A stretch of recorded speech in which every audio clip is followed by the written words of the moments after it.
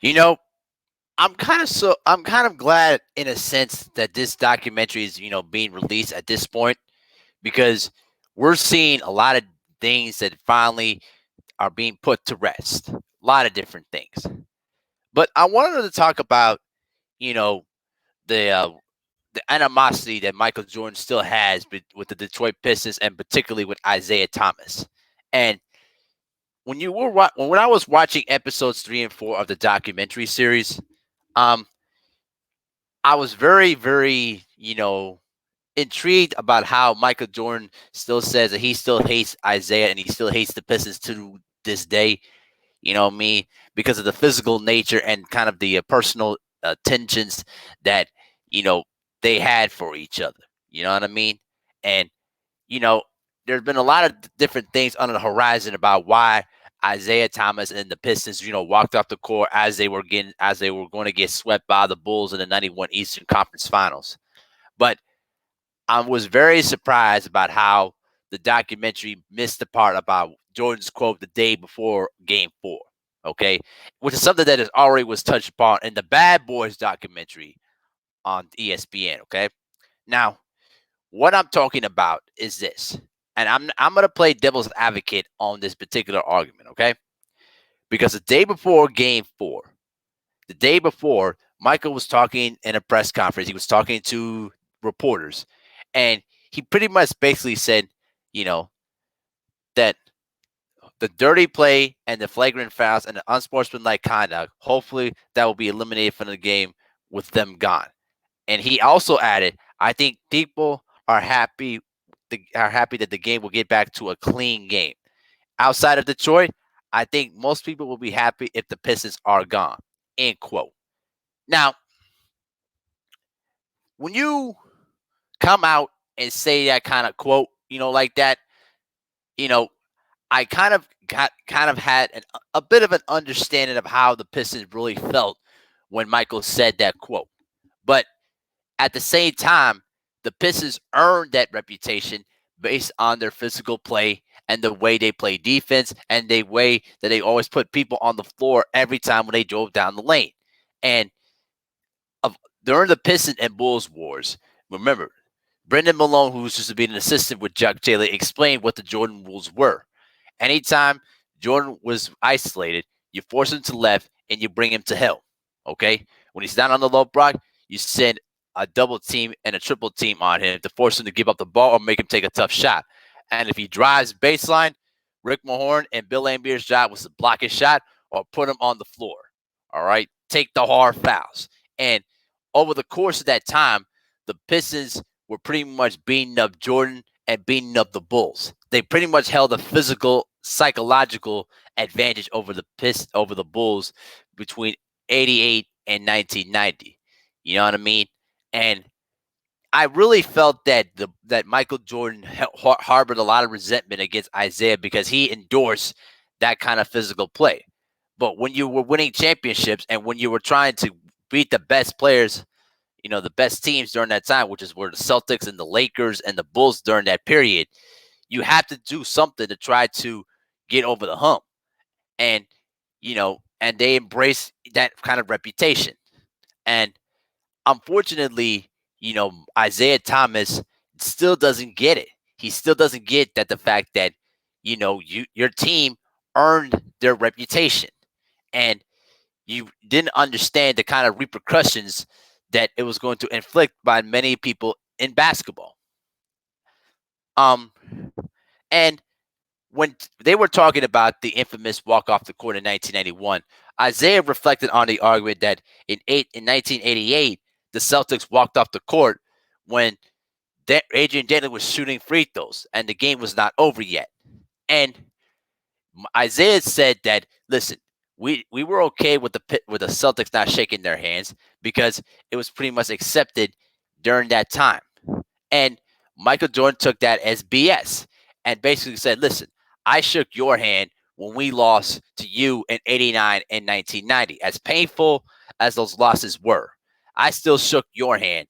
And when you walked out the floor and refused to shake our hand, you showed your true colors. You know what I mean? I'm just kind of paraphrasing. But the fact of the matter is this. Isiah Thomas and the Pistons are going to be remembered as as the greatest defensive team in basketball history, but also one of the most dirtiest teams in NBA history. They earned their reputation. All right. And they knew that playing that physical brand of basketball was going to create a lot of enemies in the NBA. You know what I mean? And I really don't understand how, people can always ridicule to the fact that, Jordan still harbors that kind of resentment. If I were Jordan, I still would have felt the same way and then some. You know what I'm saying? Because the fact of the matter is this: the Pistons beat up the Bulls so many times. And Michael was basically getting tired of it. And he knew that if he didn't bulk up, he didn't get back into shape. He did if he wasn't going to get himself ready to dish out the punishment to the Pistons, they weren't going to win championships. The Pistons were the obstacle for the Bulls to win championships. And for Max Kellerman this morning to basically say like, "Oh, the Pistons were not an obstacle for the Bulls and all that," bro, stop. In your mind, the Detroit Pistons were the obstacle to the Chicago Bulls in terms of their championships. If they would have lost again to the Pistons in 1991, they would have not won any championships, and they were going to be remembered as a talented team that fell short when it came down to the battles with the Pistons. Okay, and unfortunately, Isaiah still maybe is a little bit regretful, but he still kind of slick talks. He's kind of like a slick talking person. Like he knows how to articulate his points very well, but he slips in some jabs in between his sentences that you really have to be be mindful of as he talks. You know, and he still harbors some resentment because the truth of the matter is, from the previous video I did about it, Isaiah was born in the west side of Chicago. All right, through the rough times in Chicago. He witnessed his brothers, going through their drug issues. You know what I mean? And he had to grow up in a rough environment, and he survived it. He played, basketball at St. Joseph's High School, won a state title. Okay. And then he went to Indiana, won a national championship. And he's one of Chicago's greatest athletes, originally from Chicago. But from the minute that Jordan was drafted by the Bulls and pretty much took the city by the throat and became the king of Chicago, unfortunately, Isiah Thomas held a lot of resentment for that. And it still shows to this very day because anytime that he goes back to Chicago, he still gets, mixed treatment. He sometimes gets good treatment, but then he gets a lot of bad in between. And you also have to allude to the fact that about the alleged freeze out in the '85 All-Star game. Now, we don't know for certain if Isaiah led the freeze out because I don't know if it's been confirmed or not if he started it or anything like that. That has yet to be proven. But the other stuff has already been proven.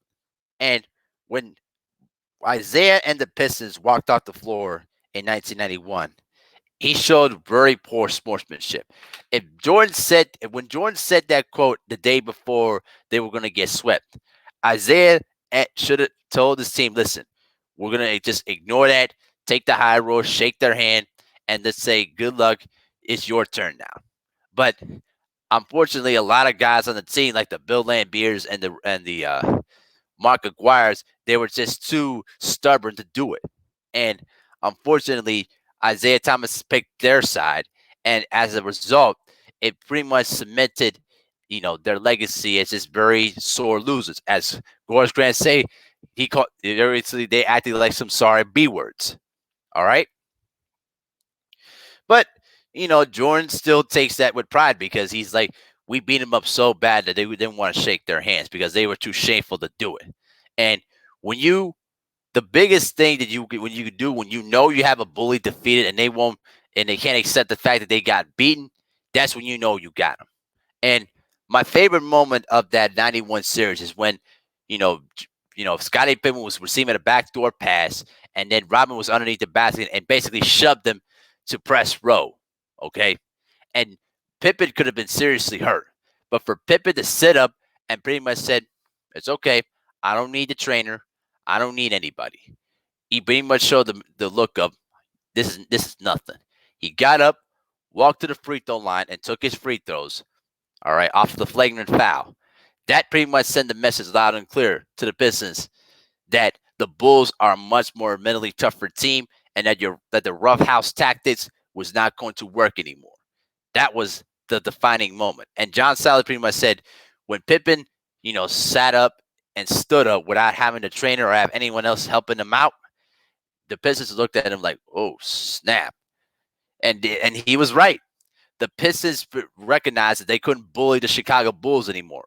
And when you have the person that's been bullied all the time finally standing up to the bully and realize that they're not going to be intimidated anymore, that's when you got the bully defeated.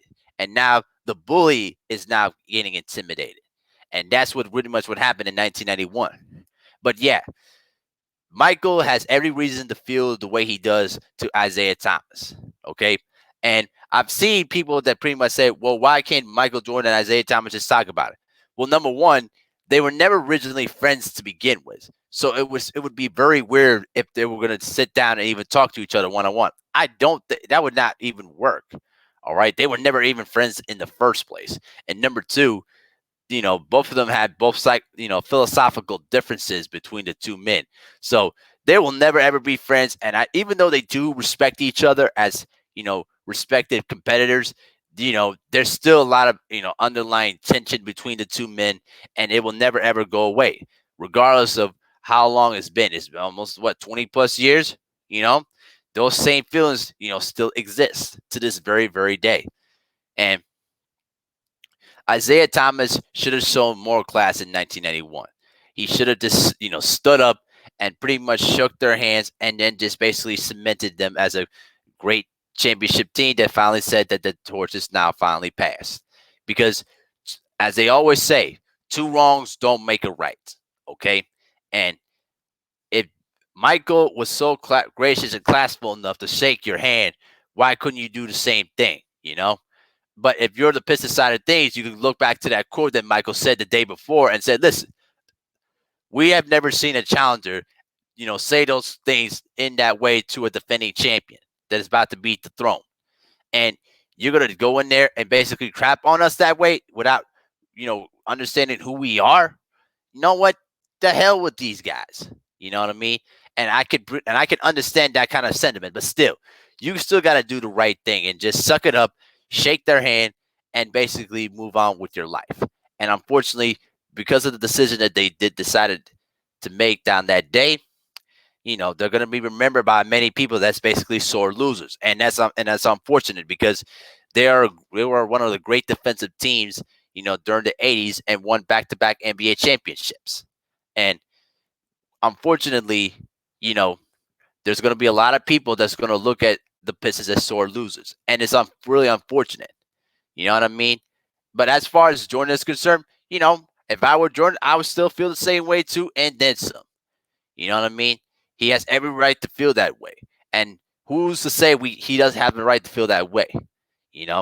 If LeBron James had held that kind of animosity against, let's say, towards the Golden State Warriors, he would feel the same way too. But that's just not how it works in today's generation. But that's just pretty much my 2 cents in the situation. But let me know what you guys think in the comment section. Have a good night, guys.